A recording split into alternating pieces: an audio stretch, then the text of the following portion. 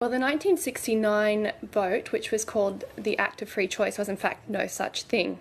So when the Dutch withdrew from West Papua was a Dutch colony, as was Indonesia, in 1962, Indonesia actually invaded West Papua in 1963.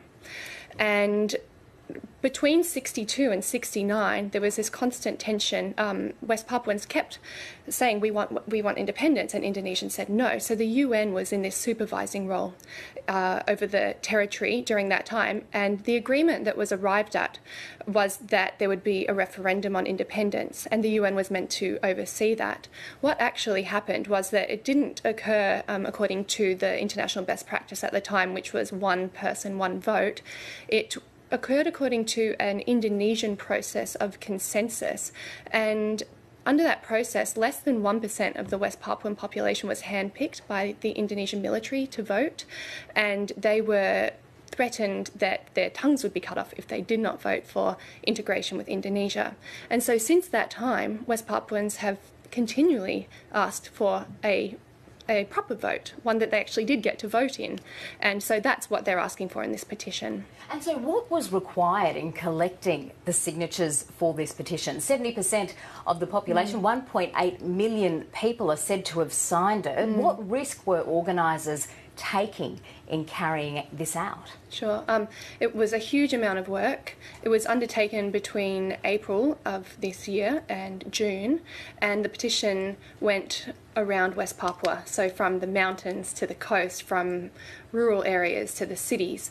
And people in West Papua, if they say that they want independence, if they organise politically demonstrating for independence, if they even display the Morning Star flag, which is the West Papuan national flag, they face 15 years in prison, and they're charged with treason.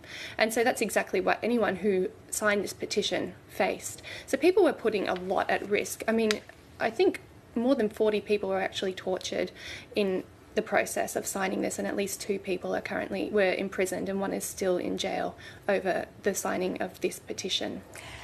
Where in West Papua is the desire for independence not wanted? I don't think you would find anywhere that people don't want independence. It's not just in a lot of places you'll hear that, oh, it's the elite that want independence. It's not a rural, or it's not a desire of the people more broadly. That's not the case in West Papua. Colonialism has made itself felt so extensively, not just in the cities, but throughout West Papua, that I'm surprised that only 70% of the population is represented in this petition. I think it would be many, many more people. It would be closer to 100% if 100% did get the chance to sign the petition. And because it was such a risky endeavour, the petition did not make its way throughout all of West Papua.